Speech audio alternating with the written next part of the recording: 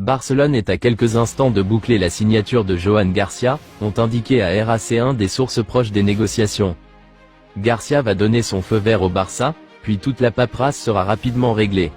Les conditions personnelles, telles que le salaire et la durée du contrat, ne devraient pas poser de problème au club catalan. Le gardien de but dispose également d'une clause libératoire relativement abordable, d'environ 25 millions d'euros. Cela faciliterait également la tâche du Barça pour le déloger de chez leur rival de toujours. Garcia a déjà déclaré qu'il aimerait affronter l'Espagnol à l'avenir. Ansu Fati a accepté l'offre de l'AS Monaco avant de s'envoler pour ses vacances d'été, rapporte Mundo Deportivo. Fati a eu une discussion avec l'entraîneur de Monaco, Adi Hütter, qui l'a convaincu de rejoindre le club français. Le directeur général du club, Thiago Scuro, a également joué un rôle important dans la persuasion de Fati. Le transfert de Fati vers la France devrait être finalisé dans les prochains jours. Cependant, le transfert est encore retardé à cause des implications financières. Des points comme les frais de prêt, le salaire, l'option d'achat et d'autres clauses doivent être discutées et approuvées. Luis Diaz reste une priorité absolue pour le FC Barcelone cet été.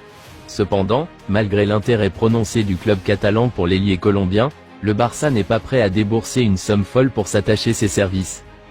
En raison de cette position du Barça, c'est désormais Al Nassr, en Arabie Saoudite, qui apparaît comme le favori pour recruter Diaz. L'argent ne constitue pas un obstacle pour les riches clubs saoudiens, désireux d'attirer des stars afin de convaincre Cristiano Ronaldo de rester au club. Si Barcelone échoue finalement à recruter Diaz, sa prochaine cible serait Marcus Rashford, l'attaquant de Manchester United. Iñaki Peña pourrait devenir le troisième gardien du FC Barcelone si le club recrute Joan Garcia cet été, mais cela n'empêche pas certains des plus grands clubs européens de s'intéresser à lui. Selon Mundo Deportivo, Galatasaray aurait déjà approché le Barça pour obtenir des informations sur un éventuel transfert du gardien espagnol. Galatasaray a remporté le championnat turc cette saison et participera à la prochaine édition de la Ligue des Champions. Peña a d'ailleurs déjà été prêté à Galatasaray en 2022. Il pourrait remplacer le vétéran uruguayen Fernando Muslera, qui semble avoir disputé son dernier match avec le club. Il a même marqué un but cette saison. Peña est actuellement derrière Marc-André ter Stegen et Wojciech Szczęsny dans la hiérarchie des gardiens au Barça. Il pourrait même reculer encore d'un cran si Joan Garcia arrive en provenance de l'Espagnol. Pour toutes ces raisons, le FC Barcelone ne devrait pas s'opposer à un départ de Peña s'il souhaite changer d'air.